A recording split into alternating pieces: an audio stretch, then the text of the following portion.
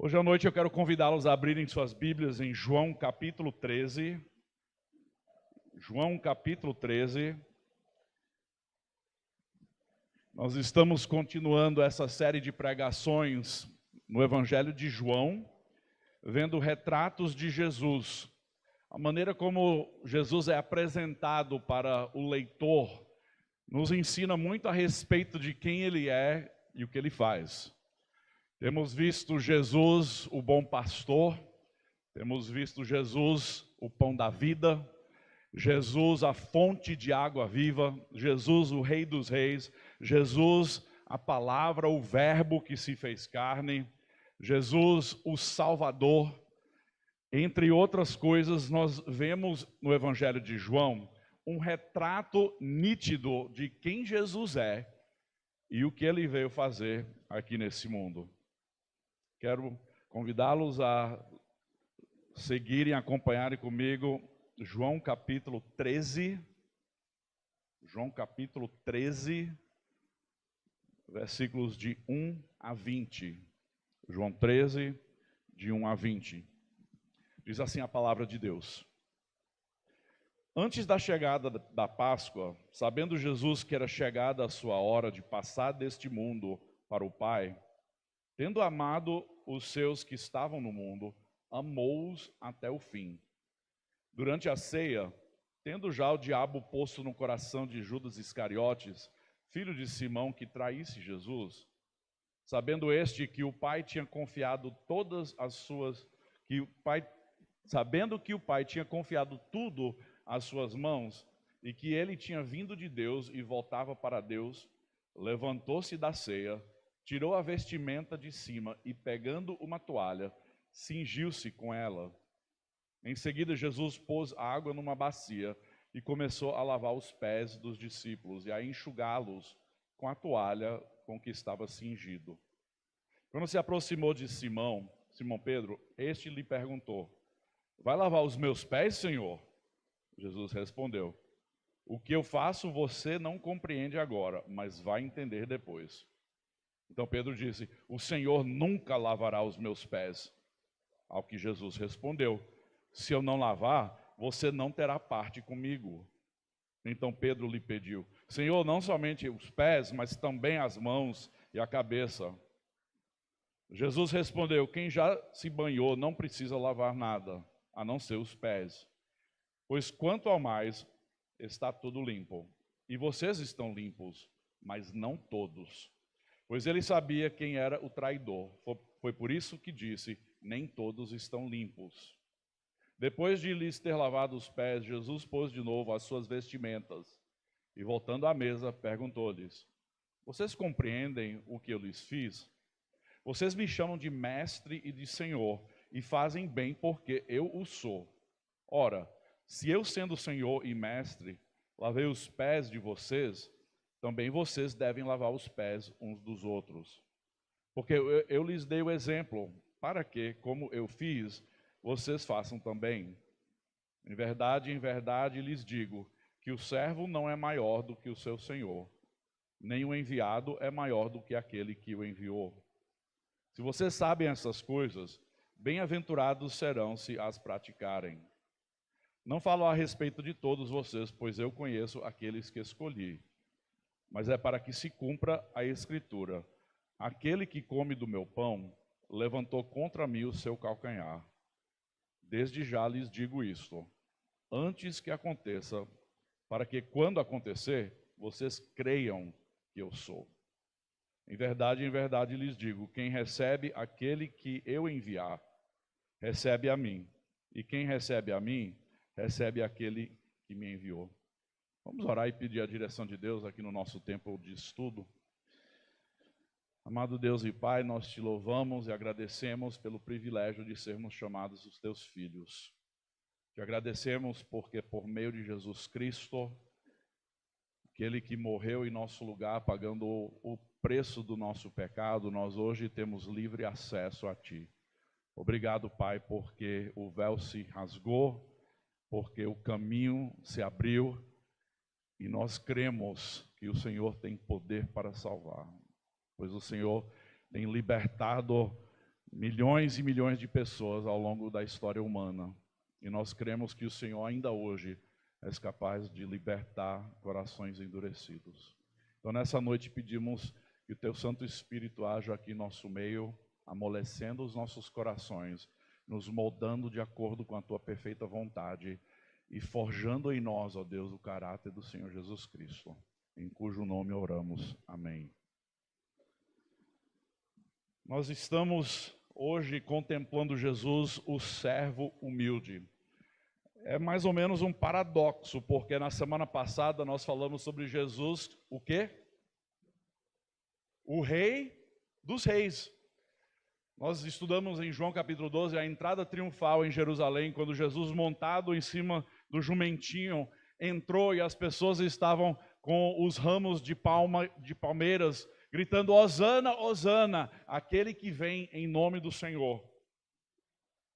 E agora, nós estamos alguns dias depois, diz que antes da festa da Páscoa, então a ocasião aqui é antes da festa da Páscoa, Jesus já sabendo o que iria acontecer, ele vai se reunir com os seus discípulos, com os seus 12.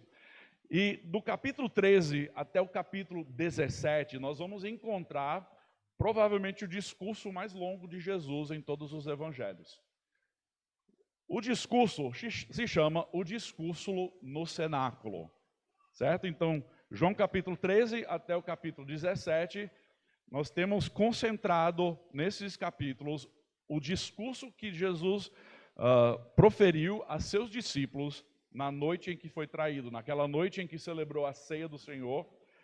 E João é o que nos ensina mais detalhes. Mas é interessante porque João não nos apresenta os detalhes da ceia que nós hoje celebramos com pão e com cálice.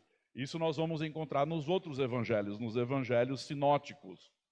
Mas João vai nos apresentar os últimos ensinamentos de Jesus antes de ser preso, de ser traído, crucificado e antes de tudo o que vai acontecer nos próximos dias. Jesus quis compartilhar com seus discípulos as coisas mais importantes. Podemos dizer como o técnico com o seu time, antes de entrar em campo, são aquelas palavras de encorajamento, aquelas palavras de desafio, as palavras para eles procurarem dentro de si, com o poder do Espírito Santo, de irem e serem enviados por Jesus para alcançar o mundo. São as palavras que Jesus proferiu para que os seus discípulos entendessem o que iria acontecer e, entendendo, que eles colocassem em prática o que nós encontramos aqui. Então, este é o cenário, é a ocasião, a noite em que Jesus foi preso. Foi uma noite extremamente agitada, muita coisa aconteceu. Jesus aqui nesse trecho lava os pés dos seus discípulos. Ele ensina muito sobre o significado de ser servo. Nessa mesma noite ele prometeu a vinda do Espírito Santo. Ele celebrou a refeição da Páscoa com seus discípulos, instituindo ali a ceia do Senhor com os elementos do pão e do vinho. Ele ensinou muitas verdades espirituais, como eu sou a videira verdadeira e o meu pai o agricultor. Vocês são os ramos, quem permanece em mim dará muito fruto. Jesus foi traído nessa noite por um dos seus 12 discípulos. Jesus nessa noite, no capítulo 17, fez aquela oração conhecida como a oração sacerdotal. Tudo isso aconteceu em questão de poucas horas. E nos mostra aqui que Jesus sabia o que estava prestes a acontecer. Logo no início diz, sabendo Jesus que era chegada a sua hora de passar deste mundo para o Pai. Já fazem muitos capítulos que nós encontramos Jesus com sua face em direção a Jerusalém. Jesus já sabe que ele está caminhando para a sua morte. Jesus sabe que logo mais ele vai carregar sobre si todo o peso e a culpa do pecado da humanidade. E aqui, nessas palavras, ele sabe que um dos seus amigos mais íntimos, mais próximos, vai traí-lo. Ele sabe que no dia seguinte haverá acusações falsas, haverá injustiça em tribunais criados por homens. Ele vai ser açoitado e, por final, crucificado. Ele sabia o que estava vindo. Os seus discípulos não entenderam até esse ponto. E a gente sabe disso porque Jesus 2 vezes aqui vai mencionar isso. Outras vezes Jesus já disse: vocês ainda não entendem, mas vão entender. E até João mesmo, vocês se lembram, em alguns momentos ele dá um parêntese, como na semana passada, que só depois de Jesus ter sido glorificado que eles entenderam aquilo que aconteceu. Então, nessa noite, muito mistério, há ensinamentos profundos, há encorajamento, há tragédia. E nós encontramos em Marcos as palavras de Jesus nos dizendo: o próprio Filho do Homem não veio para ser servido, mas para servir e dar a sua vida em resgate por muitos.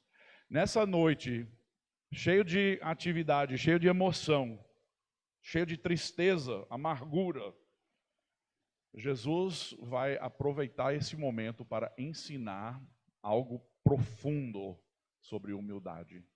O significado de servir a Deus e aos outros humildemente. A palavra humildade, na maioria das culturas, é visto como uma palavra negativa. Nós muitas vezes falamos sobre pessoas humildes como as pessoas que não têm muitos recursos financeiros, né? A pessoa é humilde. Mas, gente, isso não é humildade. A pessoa pode ter dinheiro e pode ser humilde. Humildade é uma questão de caráter, uma questão de atitude, uma questão de coração.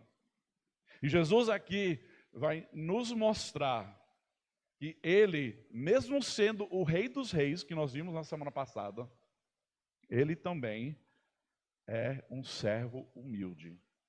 Nós vamos ver vários trechos hoje à noite. Eu espero que tudo que nós aprendermos juntos possa gerar em você um anseio para conhecer mais de perto esse Jesus.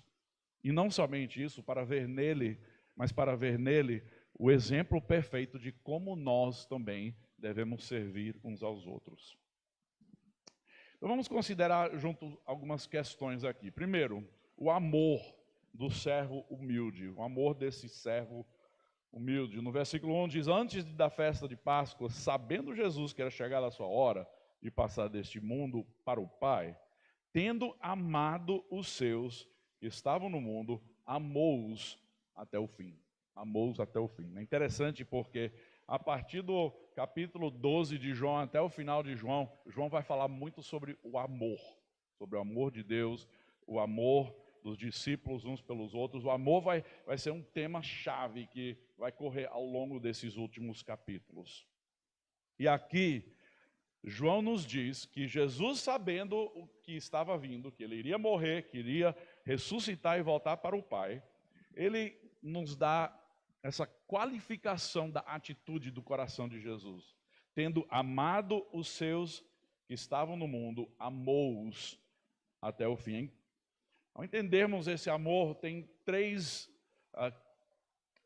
adjetivos, ou digamos 3 descrições de como é esse amor. Porque o amor que Deus tem por nós é o amor que nós devemos ter pelos outros. Nós amamos porque Ele nos amou primeiro, e é assim que o mundo vai nos conhecer, pelo amor que nós temos uns pelos outros. É um amor, em primeiro momento, é um amor duradouro. Um amor duradouro. Diz que Jesus amou os seus até quando? Até quando? O que é o fim? É o fim dos tempos? É o fim daquela noite? É o fim daquela semana? É o fim quando ele morre? É o fim quando ele ressuscita? Quando ele volta ao céu? Quando é este fim? Bom, nós podemos dizer que é um amor duradouro, é um amor que permanece. E a verdade é que essa descrição é muito mais a ideia de um amor absoluto, certo? É um amor que vai amar até o fim de qualquer coisa. Quer dizer, é um amor absoluto, um amor que não para, é um amor que não desanima, é um amor que não larga, é um amor que continua firme. Então essa ideia de até o fim pode também ser traduzido o amor máximo, o amor que é maior do que qualquer outro amor. E com isso nós podemos deduzir também que é um amor sacrificial. É um amor que se entrega, porque junto com essa descrição do amor de Jesus, nós lemos que, sabendo Jesus que era chegada a sua hora de passar deste mundo para o Pai, nós encontramos essa ideia de amor junto com a ideia daquilo que Jesus está prestes a enfrentar. O sacrifício de Jesus por nós é a maior demonstração que já existiu no mundo de amor verdadeiro. O amor de Deus por nós estando em nossa condição de pecado, como Paulo escreve em Romanos capítulo 5, e nós, mesmo em nossa condição de pecado, Ele morreu por nós. É um amor imenso. João 3,16 diz que Deus amou o mundo de tal maneira, não é que Ele amou tanto, mas Ele amou o máximo possível, de tal maneira que Ele deu o seu único filho, o seu filho unigênito, para que todo que nele crê não pereça, mas tenha vida eterna. O amor do servo humilde, para nós, tem que ser o ponto de começo, o ponto de partida ao servirmos uns aos outros, certo? Não é possível você servir verdadeiramente sem ter o amor que Jesus teve por nós. É impossível você servir a Deus verdadeiramente se não começar primeiro com amor. Caso contrário, se torna apenas religiosidade. Serviço verdadeiro começa com amor. E nos versículos 2 e 3, nós encontramos aqui meio que um parêntese, né, nesse relato, nessa narrativa, porque diz assim: durante a ceia, tendo o diabo posto no coração de Judas Iscariote, filho de Simão, que traísse Jesus, sabendo este que o Pai tinha confiado tudo às suas mãos e que ele tinha vindo de Deus e voltava para Deus. Um parêntese aqui dizendo, quando tudo está preparado ali, eles vão celebrar a ceia, a Páscoa, eles vão ter um momento íntimo ali, reclinado em volta de uma mesa, eles vão conversar sobre coisas profundas do coração, Jesus vai ensinar verdades espirituais profundas, mas no meio de tudo isso, Jesus já sabia quem era aquele que iria traí-lo. E ainda assim nós encontramos esse amor, essa humildade sendo demonstrada. Jesus sabendo tudo isso. E diz que tendo o diabo já posto no coração de Judas Iscariote, filho de Simão, que traísse Jesus. Agora muitas pessoas vão dizer, ele não teve culpa então, porque foi o diabo que colocou ali, né? Mas quando nós estudamos a história de Judas Iscariote, nós encontramos que ele era um ladrão também. Porque durante os anos em que ele andou com os discípulos, era ele que guardava o cofre ou a bolsa com os dinheiros utilizados para fazer compras, para poderem viajar. E diz que ele, às vezes, tirava ali e guardava para si mesmo. Então ele era um ladrão, ele já era mau caráter. E ele se entregou ao se endurecer e ver dinheiro, ver riqueza, ver algo material, mas algo físico e não espiritual. E ele vira as costas para tudo que Jesus está ensinando. E ele abre a sua vida, a sua alma de tal forma para a ação do diabo. Então o diabo, ele vai fazer festa com Judas Iscariote. Sabendo este que o Pai tinha confiado tudo às suas mãos e que ele tinha vindo de Deus e voltava para Deus. Interessante isso, porque o que nós encontramos é isso. Jesus tendo amado os seus até o fim, Jesus sabendo quem iria traí-lo, Jesus sabendo tudo o que ia acontecer, que ele iria morrer e voltar para o Pai, sabendo tudo isso, diz ainda assim, sabendo este que o Pai tinha confiado tudo às suas mãos. Isso, meus irmãos, é o mais profundo de humildade que você pode encontrar. Jesus, o Rei dos Reis, o Todo-Poderoso, tendo tudo nas suas mãos, tendo todo o direito nos céus e na terra, Jesus se humilhou. Como diz em Filipenses capítulo 2, ele foi obediente até morte e morte de cruz.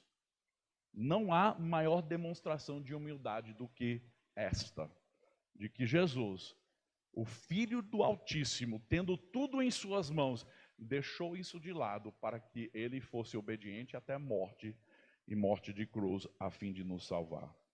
Então, nesse parêntese, nós encontramos o amor desse servo humilde, nós encontramos a profundeza dessa humildade.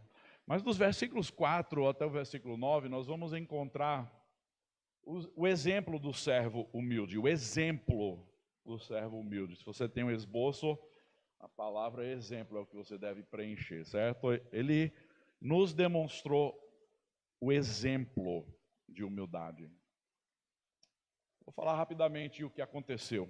Ele pegou uma toalha, tendo tirado o seu manto, um casaco, a roupa externa, e ele pegou a toalha, cingiu, colocou provavelmente no seu cinto. Ele pôs água numa bacia, foi aos pés dos discípulos e um por um começou a lavar os pés sujos, encardidos desses discípulos. Pense nisso.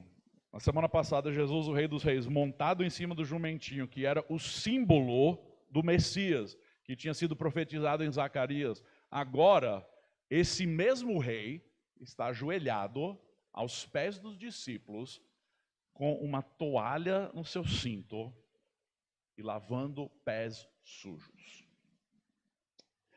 Meus queridos, talvez você não entende muito bem o contexto e tudo o que estava acontecendo aqui. Eles não tinham calçadas como nós temos, eles não tinham asfalto nas ruas, eram estradas de terra, empoeirados, eles andavam com sandálias abertas. Não havia limpeza como existe hoje.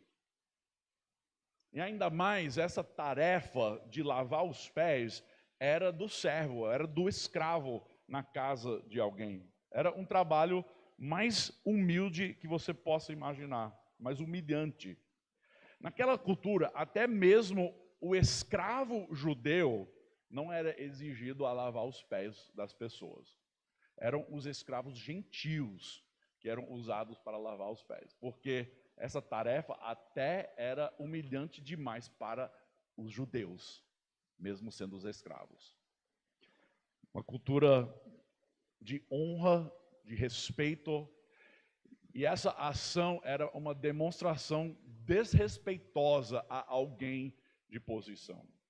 Pensem comigo, você chega na casa de alguém para jantar, você é bem recebido pelo anfitrião, e tem algumas casas onde você tira os calçados na porta, né? Tem algumas casas que são assim, outras que as pessoas não se importam. Lá nos Estados Unidos, quase todo mundo tira o calçado quando entra, porque muitas vezes você tem neve nas botas, e enfim, para não levar sujeira para o resto da casa. Mas não era essa cultura que eles tinham, mas eles tinham sim, ao entrarem, sentarem no seu canto, talvez ao redor da mesa, talvez numa sala, e um servo viria com a água, com a bacia e com a toalha e lavaria os pés para que eles pudessem reclinar em volta da mesa e desfrutar de uma bela refeição, estando completamente limpos. A pureza era uma questão importantíssima para o judeu, em todos os aspectos, religiosamente, com questão de gastronomia, em todos os aspectos, a pureza, a limpeza era de grande importância. Então, quando os discípulos veem Jesus fazendo essa tarefa, que cabe ao escravo mais humilde dentro da casa, a gente não vê que os outros ficaram revoltados, mas certamente eles estavam pensando, o que é isso que está acontecendo? Jesus, o Rei dos Reis, o Senhor dos Senhores, o nosso mestre, está lavando os nossos pés. Quando Jesus chega em Pedro, a gente só pode rir, porque Pedro é Pedro, né? A atitude, a reação, a resposta de Pedro é sempre a mesma. Ele é dramático, ele ficou indignado. Você nunca vai lavar os meus pés, Jesus, né? É isso que ele diz quando Jesus chega nele.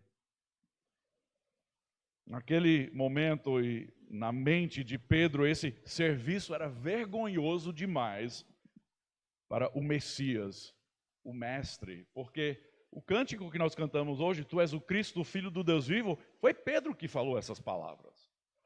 No coração de Pedro, este é o Messias, é o Cristo, é o Filho de Deus. E ele está aqui ajoelhado para lavar os meus pés? Jamais, ele disse, nunca. O mestre não deveria se humilhar de tal forma. Vocês lembram na semana passada, no capítulo 12, versículo 16, nós lemos um comentário que João escreveu. Seus discípulos, a princípio, não compreenderam isso, mas quando Jesus foi glorificado, então eles se lembraram de que essas coisas estavam escritas a respeito dele e também de que tinham feito isso com ele. Os discípulos ainda não haviam entendido que Jesus era um rei diferente. Os discípulos ainda não haviam entendido que este rei não veio para derrotar política ou poderes políticos. Esse rei veio para morrer. Esse rei veio para salvar espiritualmente. E aqui nós vemos que Pedro e os discípulos novamente não entendem, porque Jesus mesmo, ao falar com ele, vai dizer que você ainda não entende. Você ainda não compreende, né? Versículo 7. O que eu faço você não compreende agora, mas vai entender depois.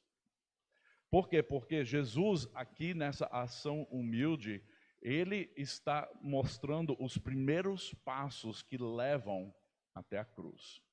Certo? Então agora nós temos o rei que está se humilhando. Esses próximos capítulos em João e nos outros evangelhos que relatam a última semana, que nós chamamos de Semana Santa, nós encontramos no primeiro dia a exaltação, Jesus triunfante entrando em Jerusalém. Mas ao passarem os dias, nós vemos Jesus se humilhando. Nós vemos ele servindo, lavando pés. Nós vamos ver Jesus como o cordeiro sendo levado ao matador, ele não abre sua boca, não se defende.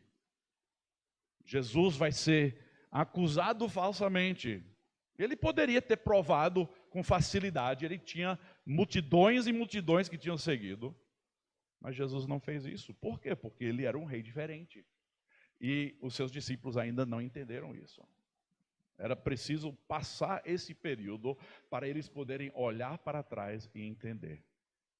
Agora eu sei por que o Rei dos Reis morreu por mim. Agora eu sei por que o Messias é o meu Salvador. Mas custou para eles aprenderem. Então a primeira resposta de Jesus, quando Pedro diz, você vai lavar os meus pés, Senhor? Ele vai dizer, você não compreende agora. A segunda resposta, quando Pedro diz, não vai lavar os meus pés nunca. A segunda resposta de Jesus, se eu não lavar, você não terá parte comigo. E eu tenho filhos com personalidades diferentes e eu consigo olhar para os meus filhos e pensar qual dos meus filhos queria reagir como esse discípulo reagiu. Então, Senhor, não somente os meus pés, mas me dá um banho, né? É um exagero, né? Para ele, tudo era dramático, era ou tudo ou nada. Né? Jamais vai lavar os meus pés, mas aí quando ele soube que, então Jesus está dizendo, não tenho ele vai virar as costas para mim, então me dá um banho inteiro, né? Não entendeu o que estava acontecendo, ele reagiu de forma dramática, como era o caso de Pedro, mas você pode acreditar que os outros discípulos estavam pensando as mesmas coisas, eles só não tinham a coragem de falar audivelmente. Queria que vocês olhassem comigo em Filipenses capítulo 2 por alguns instantes. Porque em Filipenses capítulo 2, Paulo nos apresenta o exemplo de Jesus Cristo de uma forma tão clara. Mas ele apresenta o exemplo de Jesus Cristo, a humildade de Jesus Cristo, dentro de um contexto de uma carta escrita para uma igreja, a igreja de Filipos, mas provavelmente uma carta que também seria levado para outras igrejas. Era o costume, quando apóstolos escreviam cartas, essas cartas eram chamadas de circulares, porque elas eram levadas de igreja em igreja para abençoar e fortalecer aquelas igrejas. Mas essa carta, escrita para os crentes filipenses, Paulo elogia em muitos aspectos, mas lá no final, no capítulo 4, ele faz algumas críticas, certo? E uma dessas é contra duas mulheres. Em Filipos tinha duas mulheres, os nomes delas, Sintique e Evódia. Parece que elas estavam arengando, a gente não sabe o contexto, mas parece que tinha algum conflito, né? E Paulo aqui, no meio dessa carta, ele vai dizer, tenham o mesmo modo de pensar. A mesma frase que ele vai usar ali com Sintique e Evódia no capítulo 4. Tenham o mesmo modo de pensar. E qual é esse modo de pensar? Vejam comigo a partir do versículo 3. Não façam nada por interesse pessoal ou vaidade, mas por humildade, cada um considerando os outros superiores a si mesmo. Quem tira uma nota 10 nessa tarefa? Levanta a mão aí, se você tira uma nota 10 em pensar sempre dos outros antes de si mesmo. Muito obrigado, vocês são honestos. Cada um considerando os outros superiores a si mesmo, não tendo em vista somente os seus próprios interesses, mas também os dos outros. Tenham entre vocês o mesmo modo de pensar de Cristo Jesus. Mesma frase que ele vai usar com essas duas que estão brigando. Tenham o mesmo modo de pensar de Cristo Jesus, que mesmo existindo na forma de Deus, não considerou o ser igual a Deus algo que deveria ser retido a qualquer custo. Pelo contrário, ele se esvaziou, assumindo a forma de servo, tornando-se semelhante aos seres humanos. E reconhecido em figura humana, ele se humilhou, tornando-se obediente até a morte e morte de cruz. Por isso também Deus o exaltou sobremaneira e lhe deu o nome que está acima de todo nome, para que ao nome de Jesus se dobre todo joelho nos céus, na terra, debaixo da terra, e toda língua confesse que Jesus Cristo é Senhor, para a glória de Deus Pai. Meus queridos, Paulo apresenta o exemplo de Jesus como um exemplo a ser seguido, certo? Ele vai nos mostrar que Jesus Cristo, mesmo sendo Deus, lembram das palavras de João? Tinha tudo em suas mãos, o Pai tinha lhe dado tudo, tinha todo o direito, todo o poder. Mesmo assim, diz que ele se esvaziou. Agora, tem muitos teólogos liberais que vão dizer que então ele deixou de ser Deus durante esse período que estava na terra, mas isso é uma mentira, viu, meus queridos? Jesus sempre foi 100% Deus. E quando ele se tornou carne, ele virou 100% homem ao mesmo tempo. Duas naturezas em uma só. Difícil de nós entendermos, mas uma realidade bíblica essencial para que a salvação fosse completa para nós que cremos no que ele fez. Ele se esvaziou. Não quer dizer que ele deixou de lado sua divindade. Ele se esvaziou de quê? Da glória. Ele não reteu aquilo que era o seu direito. Ele abriu mão. Ele tinha o direito de convocar uma legião de anjos para tirá-lo da cruz, mas ele não fez. Ele abriu mão daquele direito. Ele tinha o direito de mandar cair relâmpago na cabeça de todos aqueles acusadores falsos, mas ele não fez. Ele abriu mão da sua glória, a fim de se tornar servo, a fim de se humilhar ao ponto de ser obediente até morte e morte de cruz. Deixa eu tirar alguns exemplos para nós da humilhação de Jesus Cristo. Porque se Jesus disse que os discípulos deveriam fazer o mesmo, se Paulo diz que nós devemos ter o mesmo modo de pensar de Cristo Jesus, então nós devemos prestar atenção. O que é que Jesus fez que eu devo fazer? Bom, em primeiro lugar, tem algumas igrejas que pensam que é uma terceira ordenança, né? Que você deve lavar os pés quando você celebra a ceia. Eu conheço igrejas que fazem isso, eu não tenho nada contra, eu só não acho que é o que Jesus está fazendo ali. Era uma questão cultural, mas ensinando um princípio. Primeiro, nenhuma tarefa é humilhadora demais para nós fazermos. Você já pensou, puxa, eu jamais faria isso. Quando mulheres viram mães, você passa a fazer coisas que você nunca imaginava que fazia, né? Limpando o vômito, trocando fraldas e fraldas fedorentas. Eu fiz os dois também, então eu não fiz tanto quanto minha esposa. Mas nós tínhamos um filho, que não vou nem citar o nome, mas nós tínhamos um dos nossos 4 filhos, que tinha um problema de saúde, um problema mesmo, e nós por anos não conseguimos descobrir o que era, e o problema dele é que ele vomitava quase toda noite. Quase toda noite, entre 2 horas e 3 horas, podia ter certeza que ele ia chegar no nosso quarto com 6 anos, 7 anos, 8 anos, 9 anos, chegava no nosso quarto, muitas vezes chorando, muitas vezes extremamente envergonhado. Eu vomitei de novo. E não era no vaso, era na cama. Noite após noite, semana, ano. Eu não digo isso para ele passar vergonha, ele não está aqui, né? Mas eu digo isso porque nós fazemos algumas coisas que, para muitos, diriam, puxa, eu não faria isso de jeito nenhum, não quero nem ter filho, né, para fazer um negócio desse. Meus queridos, não há tarefa humilhadora demais para nós fazermos, certo?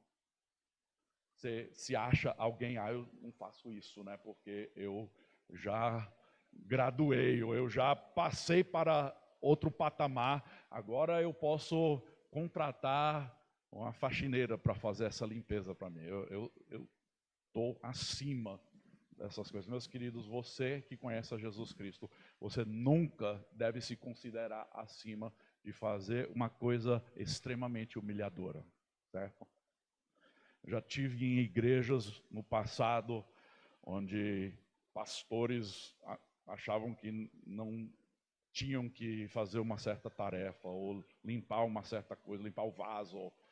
Mas, meus queridos, eu não entendo isso na Bíblia. Eu vejo que nós somos chamados a servir, e muitas vezes a servir fazendo coisas humilhadoras, coisas que nós normalmente não gostaríamos de fazer.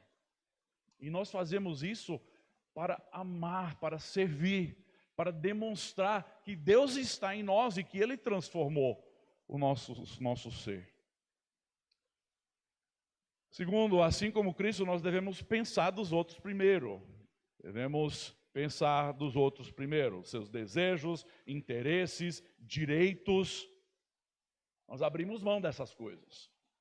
E nós temos que ter muito cuidado como cidadãos brasileiros, porque aqui nós gostamos muito dos nossos direitos, né? Tem síndico para tudo quanto é coisa para proteger os nossos direitos. A gente corre, a gente foi demitido, eu vou procurar os meus direitos, né? E sempre é meus direitos, meus direitos, meus direitos. Meus queridos, Jesus abriu mão de seus direitos e Ele é Filho de Deus, Senhor dos senhores, Rei dos reis. Tem uma situação em nossa família, eu não vou gastar muito tempo aqui, também não é para chamar atenção para mim, mas é uma atenção que nós temos direito a certa coisa, certo? Alguém nos prejudicou financeiramente, ligado a um imóvel, nós tínhamos o direito de levar essa pessoa à justiça, o direito de ganhar muito dinheiro. E eu e minha esposa, nós conversamos muito a respeito, foram discussões longas, intensas em alguns momentos. Mas eu cheguei a uma certa conclusão, eu não vou atrás disso. Eu vou demonstrar o amor de Jesus Cristo, eu vou abrir mão do meu direito.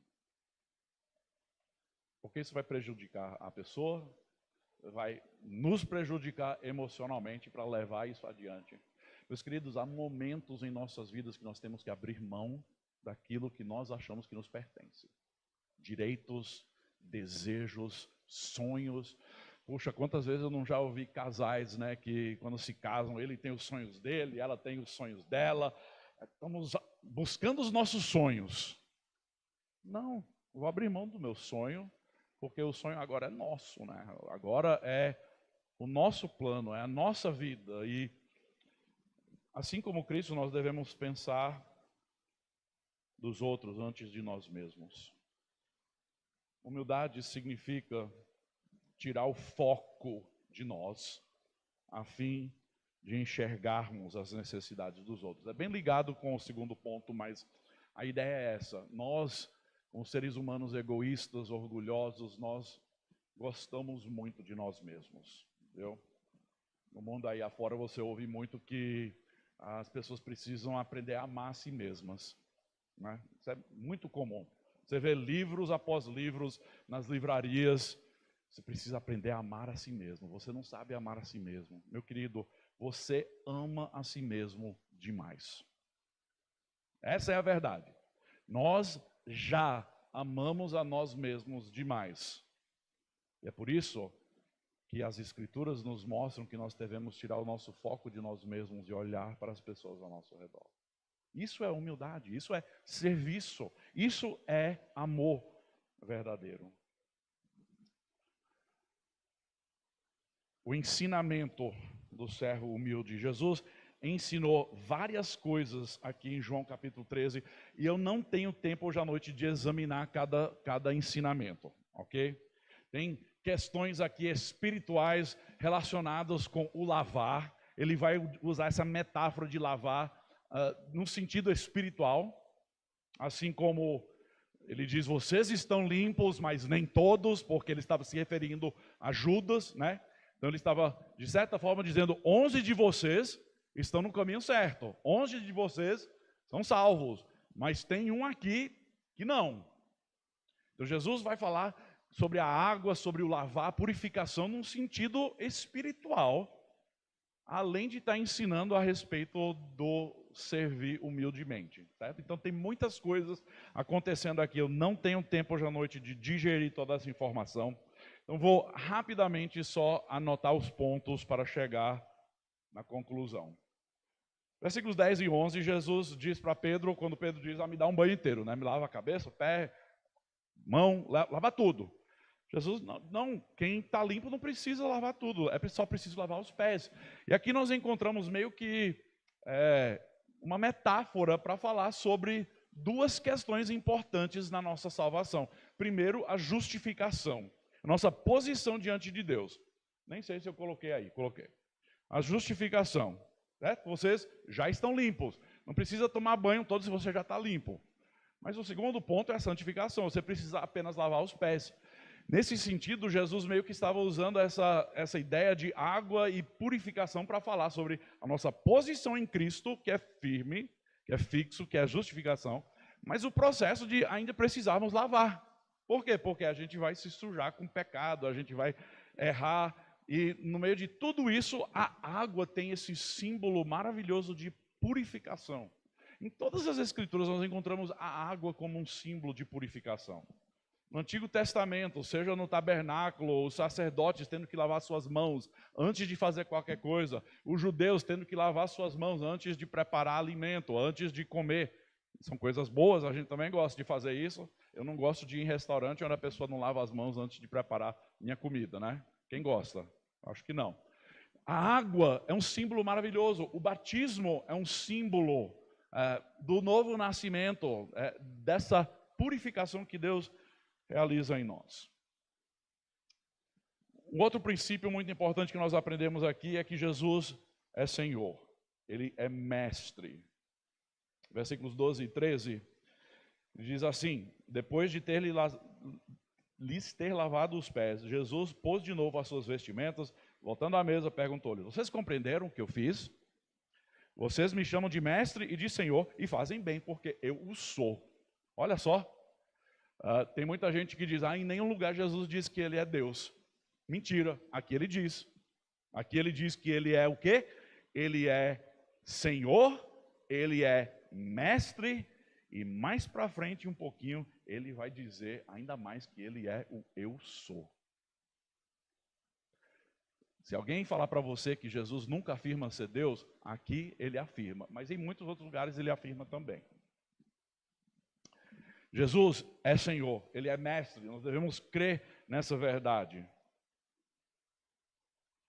E se Jesus, que é esse Senhor, que é Filho de Deus, lavou os pés dos discípulos, ele diz assim para os discípulos: se eu, que sou Filho de Deus, que sou mestre, que sou Senhor, fiz isso, vocês também têm que aprender e fazer o mesmo, certo? Não é que nós vamos lavar os pés no culto aqui hoje à noite não, viu, meu querido? Porque nós temos calçadas bonitas, temos asfalto ali, nós entramos com sapatos fechados, os nossos pés vão feder um pouquinho quando a gente chegar em casa por causa do chulé, isso é normal.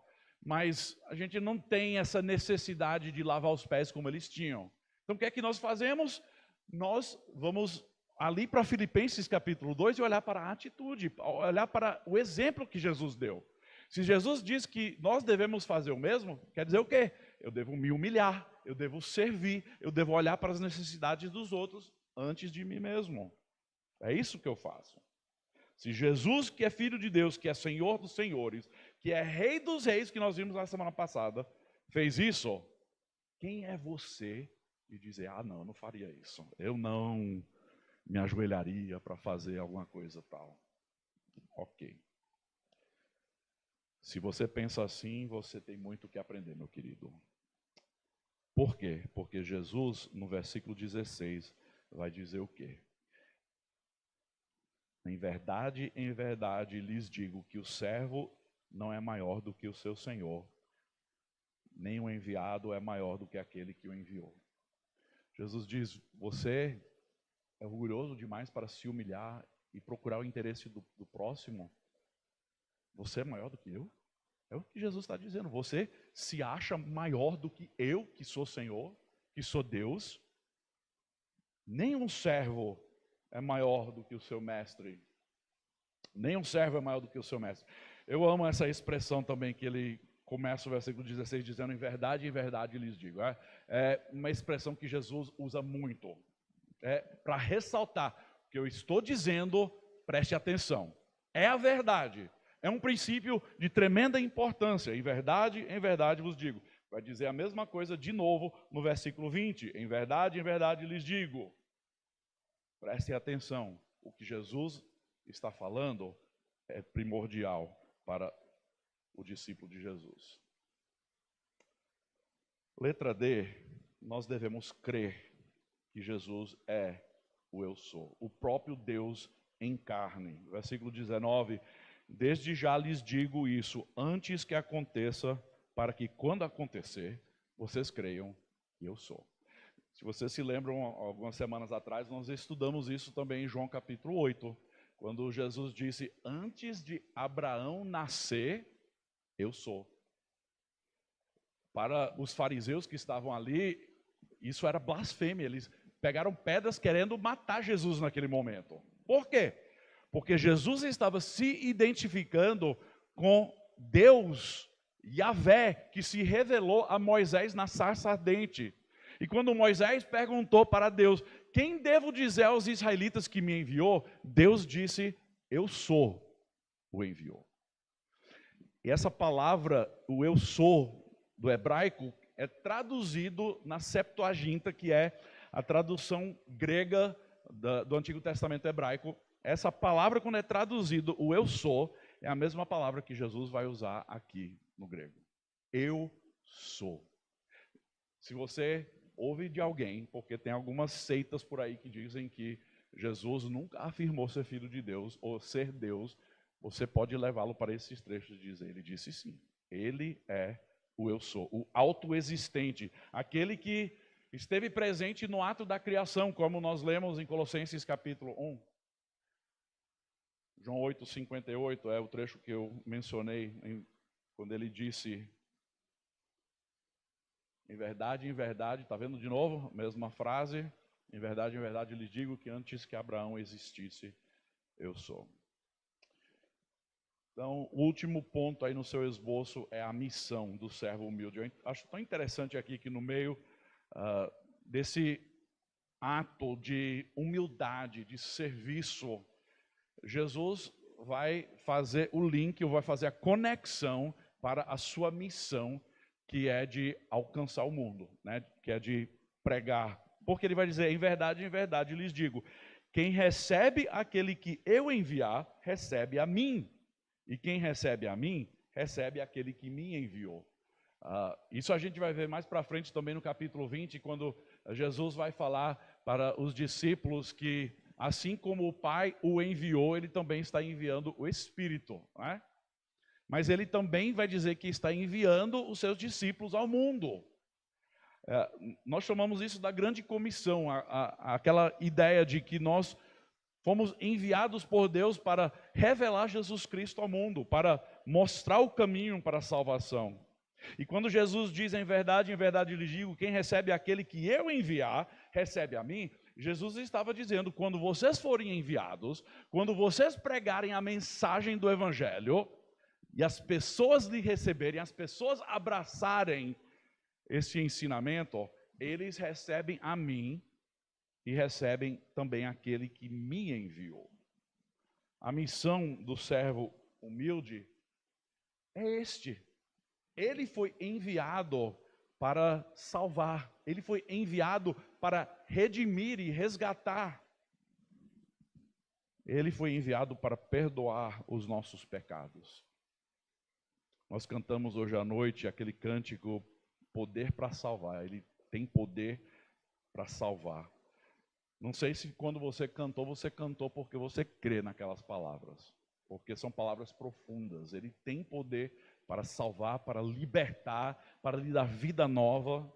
E hoje à noite, meu querido, se você sair daqui tendo esquecido tudo o que eu falei, lembre-se de uma coisa. Jesus Cristo, o Senhor dos senhores, Rei dos reis, se humilhou, foi obediente até a cruz e morreu para pagar o seu pecado, para pagar o preço do seu pecado.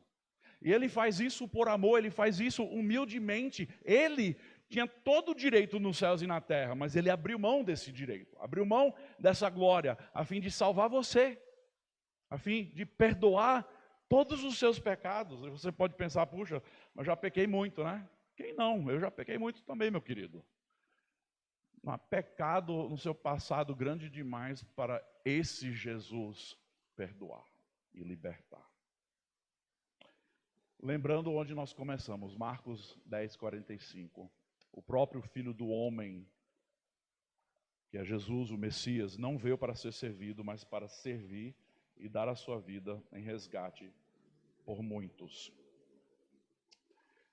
Tem um pouquinho de aplicação, você não precisa anotar tudo, mas eu vou simplesmente dar algumas ideias de como você pode levar isso ao cotidiano, certo? No dia a dia. Primeiro, tão fácil, mas tão difícil. Ame aos outros assim como Cristo nos amou. Ame uns aos outros assim como Cristo nos amou. Jesus vai dizer aqui, ainda nesse capítulo, que é assim que o mundo vai nos conhecer, se nós amamos uns aos outros. João também vai escrever na sua primeira epístola, 1 João, ele vai escrever em vários capítulos, que se nós não amarmos o nosso irmão, nós não amamos a Deus, porque Deus é amor. Nós amamos porque Ele nos amou primeiro. Então, ame assim como Ele nos amou e sirva, mesmo que seja uma tarefa humilhadora, mesmo que seja lavar um vaso sujo, né? Quem gosta de lavar vaso sujo? Um vaso que nem esse aí, depois de 40, 50 pessoas usar, não é muito agradável não, mas tem gente que lava. Mas não há tarefa humilhadora demais para nós fazermos como discípulos. Procure render-se diariamente a Cristo, seguindo o seu exemplo. Gente, quando você acordar de manhã, você tem que se submeter. Tem que dizer, Senhor, eu me rendo a Ti, eu sei que eu vou demonstrar atitudes egoístas. Senhor, quebranta-me. E o Senhor revela qualquer coisa dentro de mim que não te agrada e que eu possa olhar para Cristo e aprender e aplicar aquilo que ensinou, que é a humildade. Pense dos outros antes de si mesmo. Parece ser tão fácil, mas é tão difícil. E a melhor maneira de nós aprendermos como fazer isso é tendo filhos, viu? Porque tem momentos que a gente cansa do filho, né? Vamos ser bem honestos, né? A gente cansa de desobediência, da mesma coisa repetida por diversas vezes, cansa. Mas o amor verdadeiro vai se humilhar e vai pensar do bem do seu filho, e vai dizer, eu quero que o meu filho aprenda, eu quero que ele cresça, que ele amadureça, que ele viva uma vida produtiva, que seja um bom cidadão, que siga a Deus nos seus caminhos. Então nós colocamos de lado os nossos desejos egoístas, os nossos direitos, em muitos casos, para pensar dos outros antes de nós mesmos. Gente, eu poderia pregar uma pregação inteira só nesse ponto aí, certo? Fofocas, maledicência, brigas. Não podemos arengar com as pessoas, né, pastor Rony?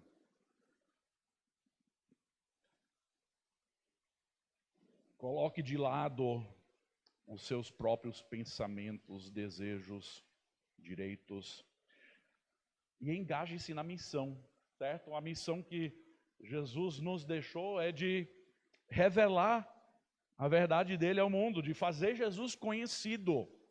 É isso que nós somos enviados a fazer. Mas nós devemos fazer isso humildemente, com amor. Nós não chegamos na pessoa orgulhosamente e tentando enfiar a palavra de Deus na boca da pessoa. Não, a gente faz amavelmente, humildemente. Se a pessoa nos rejeitar, nós dizemos que o Senhor lhe abençoe. A gente não fica irado. Então, isso é aplicação. Vou só compartilhar uma listinha bem prática, né, que eu montei assim em conclusão. Se você é casado, coloque o lixo na rua. A minha esposa, ela faz isso muito, muito, muito, mas muito. Às vezes o Levi faz, raramente eu faço. Ofereça levar seu vizinho numa consulta médica, se ele não tem carona, ou ela. Sirva em algum ministério da igreja. Se você é membro, se você está frequentando aqui há um tempo e você ainda não está envolvido em alguma área, converse conosco, converse com o ministério infantil, converse com o pessoal da recepção, converse com um dos pastores e diga, eu quero servir, mas não sei como. A gente pode ajudar. Ligue para alguém que tem faltado por algumas semanas nos cultos, ligue e diga que você tem sentido falta. Prepare uma refeição para alguém que está doente. Temos alguém da nossa igreja atualmente passando por isso. Escreva uma carta de encorajamento para alguém que você sabe que está desanimado ou triste por alguma coisa. Sente ao lado de alguém que está sozinho, triste, né? Você vê uma pessoa ali no canto da igreja, sentada sozinha com a cabeça para baixo assim, sente ali, encoraje.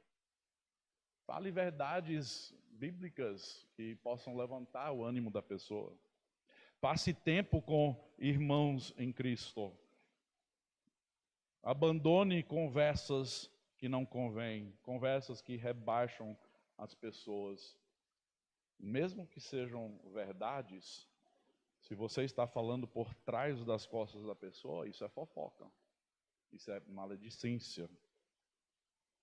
Eu vi, alguém postou no grupo do Louvor essa semana, acho que foi essa semana, né? Devemos praticar a fofoca inversa, né? Que nós devemos falar bem das pessoas atrás das costas dela. Verdade, é isso que nós devemos fazer. Sirva como Jesus, ame como Jesus amou. Vamos orar. Senhor Deus, nós humildemente diante de Ti reconhecemos o tamanho do nosso pecado. Ó Deus, só de pensar no dia de hoje, ontem, esses últimos dias, eu consigo pensar em diversos momentos onde eu pensei em mim mesmo antes dos outros. Ó Deus, quebranta isso em nós. Faça a Tua vontade em nós, que o Teu Santo Espírito, ó Deus, possa nos moldar, que nós possamos ver esses retratos de Jesus Cristo e encontrar nele o exemplo perfeito, mas que seja muito mais do que simplesmente o exemplo perfeito, que nós podemos olhar para Ele como Senhor, Mestre e Salvador das nossas vidas. Ó Pai, eu peço que, se houver alguém aqui em nosso meio nessa noite que ainda não tem se rendido a Jesus Cristo, ó Deus, que hoje à noite seja a noite de salvação.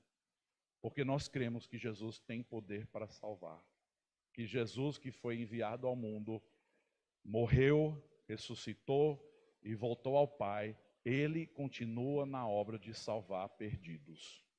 Ó Deus, salve os perdidos aqui em nosso meio nessa noite. Quebranta corações endurecidos, nos leve a andar cada vez mais nos caminhos de Jesus Cristo, que possamos pensar dos outros antes de nós mesmos, que possamos servir como Cristo serviu, e, ó Deus, se até for necessário, que possamos colocar as nossas vidas em sacrifício para salvar a vida de outro. Ó Deus, que nós deixemos de lado conversas tolas que não agradam, fofocas, maledicência, iras, brigas, vai tantas coisas que não refletem a natureza de Cristo. Ó Deus, nos molde conforme a imagem de Jesus, e em nome de Jesus que eu oro. Amém.